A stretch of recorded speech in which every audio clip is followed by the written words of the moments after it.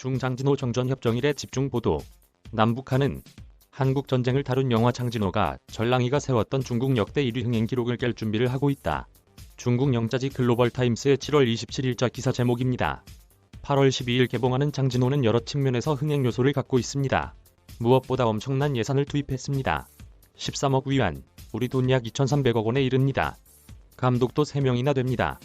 특히 패왕별이로 유명한 중국 5세대 대표 감독 천 카이거가 나섭니다. 준비부터 제작까지 5년이나 걸렸다고 제작사는 선전합니다. 장진호 올여름 흥행 기대작으로 주목. 장진호는 실제 중국의 영화 예매 플랫폼 마오안에서 올여름 흥행 기대치가 가장 높은 영화 가운데 하나로 분류돼 있습니다. 베이징의 영화평론가 시원슈에는 글로벌타임스와의 인터뷰에서 중국 영화 관람객들이 자국 영화에 열광하고 특히 장진호의 출연진과 제작진에 대한 기대가 높다면서 올여름 흥행작이 될 것으로 전망했습니다. 영화 장진호가 다루고 있는 장진호 전투는 6.25 전쟁 첫 해인 1950년 11월 말부터 2주간 미군과 중공군이 벌인 전투입니다. 인천 상륙작전 이후 두만강 앞까지 북진을 거듭하던 미 해병대 1사단은 함경남도 개마고원 남쪽 장진호 일대에서 매복해 있던 압도적 병력의 중공군 제구병단을 만나 공방을 벌이다 퇴각했습니다. 미군의 악몽 장진호 전투. 중국은 승리로 자축하나 피해도 커. 미군은 전투 과정에서 4,000명이 넘는 인명피해가 났습니다.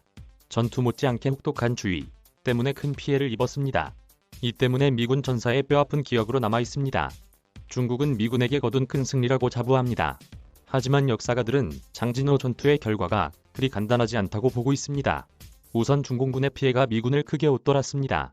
지상전투와 공중폭격으로 4만 명을 훌쩍 넘는 사망자가 나온 것으로 추정됩니다.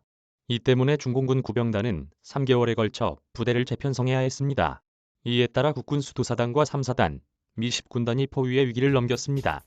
장진호 작전으로 10만 명이 넘는 피난민이 철수하는 흥남철수 작전도 가능했습니다. 이 때문에 최근에는 장진호 전투를 미군이 포위망을 돌파해 성과를 낸 작전으로 평가하기도 합니다. 대한민국의 입장에서는 북진 통일이 무산된 계기였습니다. 인천 상륙작전으로 승기를 잡았던 전쟁이 사실상 원점으로 돌아가고 이후 정전협정을 맺기까지 소중한 생명들이 수없이 희생됐습니다. 더욱이 중공군의 참전은 아무리 인민지원군이라고 강변해도 유엔군의 정면으로 맞선 행위였습니다. 6.25 참전 중공군 미화하는 장진호. 중국 지도부의 항미원조 인식 반영.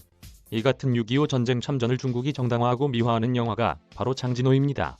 글로벌타임스는 장진호를 가진 어려움을 극복하고 미국을 밀어내 퇴각시킨 인민지원군이 얼마나 용감했는지 보여준다고 설명했습니다. 6.25 전쟁을 미국에 대항하고 북한을 지원한 항미원조 전쟁이라고 미화하는 중국 지도부의 인식을 그대로 반영하고 있습니다. 이 같은 인식은 중국 권력층을 넘어 중국 대중에게도 애국주의의 이름으로 재확산되고 있습니다.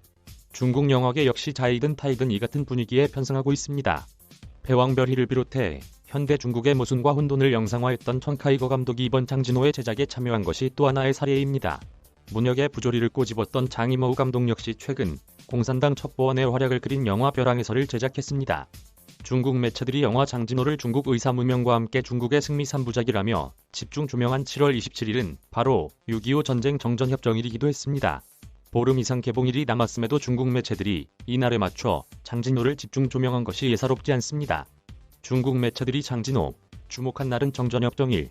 남북한은 올해 68주년을 맞은 6.25 전쟁 정전협정일을 가장 떠들썩하게 보는 나라는 역시 북한입니다. 북한은 정전협정일을 전승절이라고 주장합니다. 북한은 7월 27일 평양에 이른바 조국해방전쟁 승리기념탑 앞에서 전국노병대회를 열었습니다. 김정은 국무위원장은 이 자리에서 전승세대가 승리와 영예를 안아온 것처럼 우리 세대도 오늘의 어려운 고비를 큰 승리로 바꿀 것이라고 말했습니다.